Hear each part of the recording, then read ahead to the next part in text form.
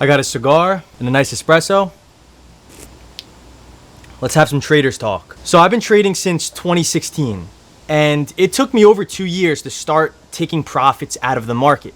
And honestly, looking back on it, there were certain mistakes that I made that prevented me from finding success faster, that enabled me to have a lot of losses and frustration in my early stages of trading that prevented me from becoming profitable faster. And I'm sure a lot of you watching this video who are struggling, who are thinking about quitting, who are failing to be consistent and take profits out of the market, are going through or have gone through the same mistakes that I did. And if you can correct these mistakes, which I wish I corrected sooner, you will speed up your learning curve and be one step closer to taking profits out of the market. A big mistake that I made was I was entering based on where I think the market's gonna head. I see the market open up, I see it rally up, and I'm like, all right, I'm taking this thing long. Or I see it open up, it dumps, there's some nasty headline that came out or some bad data, it sells off, and I'm like, all right, I'm taking this thing short. And there were plenty of times where I just literally enter because I think the market is heading in a direction.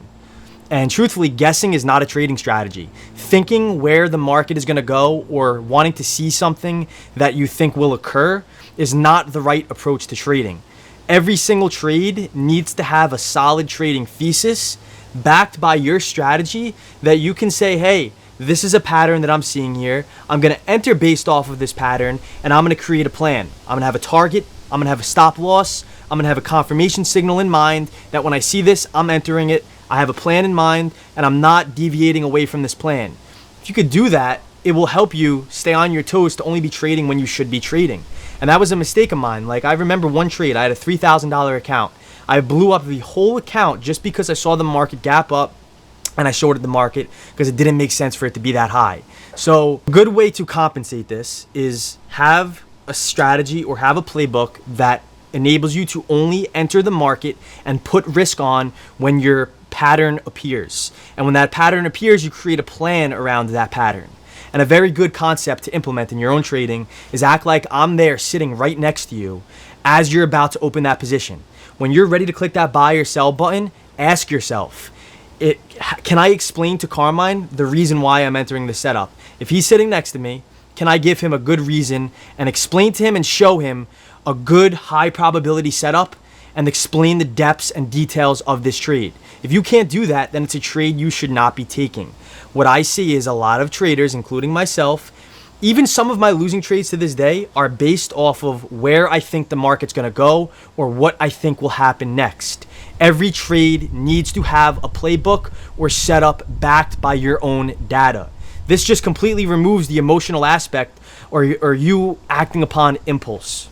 Now, you're probably asking, Carmine, how do I know what my strategy is, or how do I know my playbook? Or if you're sitting next to me, how do I know what to tell you of why I'm entering that setup? And this is where data collection and trade replay was an essential turning point in my trading. I still do it to this day. It instills confidence. It makes me adapt to current market conditions better.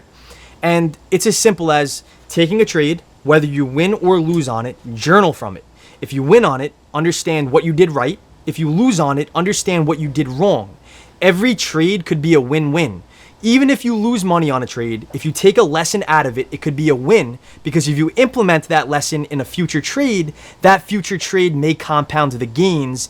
Even though you took a loss on it in the past, it's giving you gains in the future because you learned something and taking something out of a losing trade. Think of losses as tuition. I used to take a trade, right? Sit in front of my computer for 2-3 hours, lose on the day, have a red day, lose $500, $1,000, and I used to be so damn frustrated. Really, I remember sitting there in frustration, so pissed off at myself. And while that is, I guess you could say, somewhat normal, how you react and what you take out of it is essential in moving forward from it.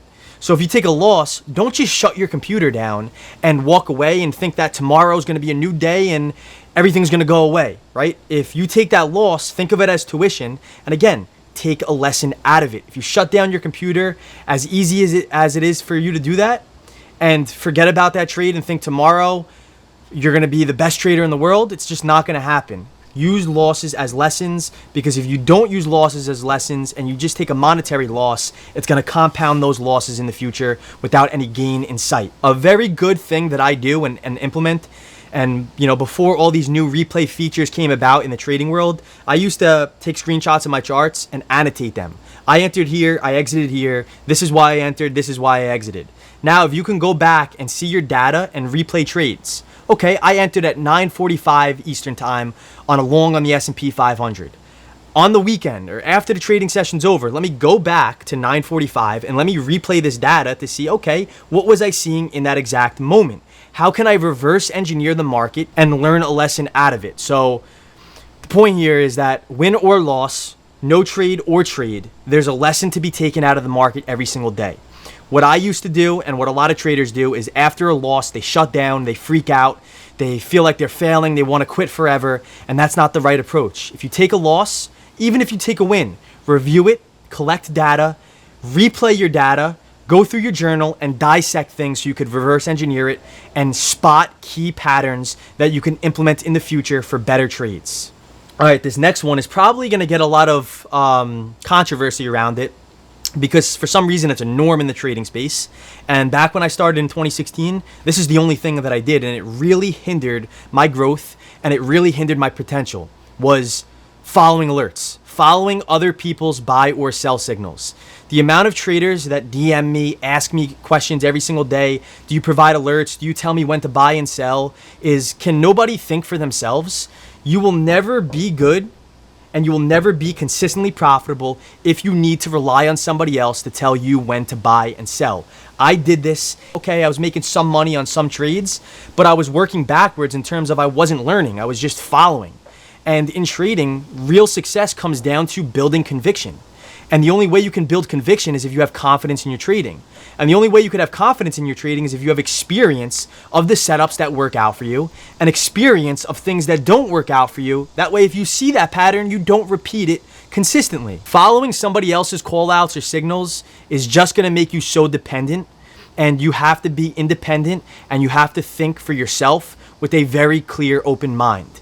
Now, the way I even have InvestorTrade laid out is that there's no signals, there's no alerts. It's a commentary tab via text that makes traders and forces them to be self-sufficient so they can understand my thought process in real time. That way they can put the connections together for their own thought process and their own trades. And in my opinion, that's the best way to learn. And similar to the previous point, it's the best way to reverse engineer trades. Something that I never did, and really nobody even told me about this, was keeping my risk consistent per trade. I would go in the trade, I would have a $3,000 account, right? And I would risk my full account. I would go in with options, risk my full account. Some trades I would lose $500, some trades I would lose $1,000, some trades I'd lose $800, right? My risk was never consistent. But looking at my trading right now, if you look at all my losing trades, I post every single trade, win or loss, and looking at all my losing trades, they are about the same dollar amount. This is because I keep my risk consistent on a trade-by-trade basis, meaning my stop loss is always, if I'm incorrect on the setup, I'm going to lose around the same amount. What this does is it makes my losses $500, $500, $500, but my wins $1,000, $2,000, $3,000. That way I'm not having any outliers when I'm incorrect on the trade. I'm not having consistent $500 losses and then all of a sudden a $3,000 loss. When you do this, you're working backwards and you're not letting the wins take care of themselves. I did this. I'm sure a lot of traders do not do this, is adjust the position size relative to the risk. Every trade is going to have a different stop loss. So depending on where that stop loss is, adjust the position size. If it's a wider stop loss, then go in with less size so you can adjust for a little more breathing room. If it's a tighter stop loss, technically I could go in with a larger position size because my risk or my stop loss is going to be smaller, that it equals the same amount of risk dollar amount per trade.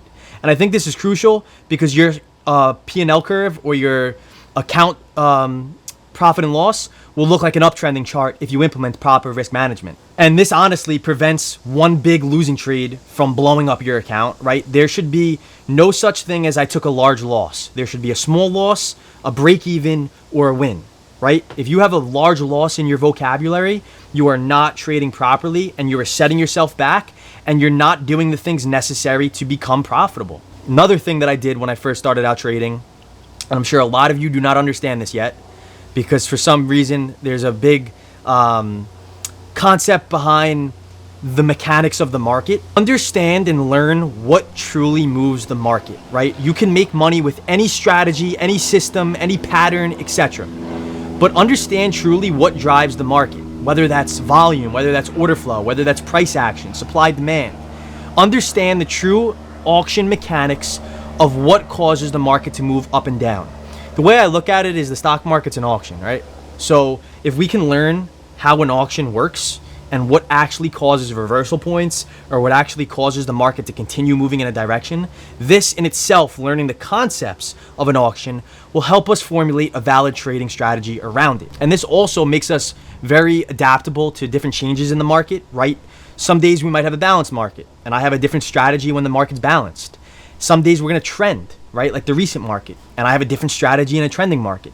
So understanding the driving mechanics behind the market's auction, in my opinion, is a crucial aspect. And then you could layer another strategy on it. Maybe you want to layer indicators. Maybe you want to layer Fibonacci's, right? Anything that you can layer to the driving auction mechanics is going to provide true organic information about the market. If one of these sounds familiar or you're relating to it, understand that you could fix it today.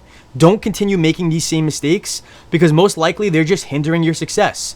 Do what's necessary to fix them. Whether that's having a playbook every single time you hit the buy or sell button, saying, okay, Carmine, this setup is a low volume node, or this setup is a rejection of a supply demand zone. And if you don't know that yet, still collect data and journal your trades so you can reverse engineer it, dissect common similarities, and build an edge and build a trading strategy around it. If anybody's in a service that provides signals or alerts, yes, you might get that instant gratification right now, but I promise you it's hindering your success, because you're not going to be able to do that forever. And the point of this is to learn how to fish. And in my opinion, that's the best way to do this, is learning how to go out and fish for yourself. Keep your risk the same. No one knows where the market's going to go. Don't just enter blindly. And to prevent from one large loss blowing up your account, make sure every one of your losing trades are around the same dollar amount, and everybody's going to have a different risk tolerance. And on that note, I'm going to leave you all off on this video. If you enjoyed this cigar talk, if you want me to do more of this, let me know in the comments below. If you're new to my channel, hit that subscribe button. And if you learned anything from this, drop a like below. But I'm ending it. Peace out, everybody.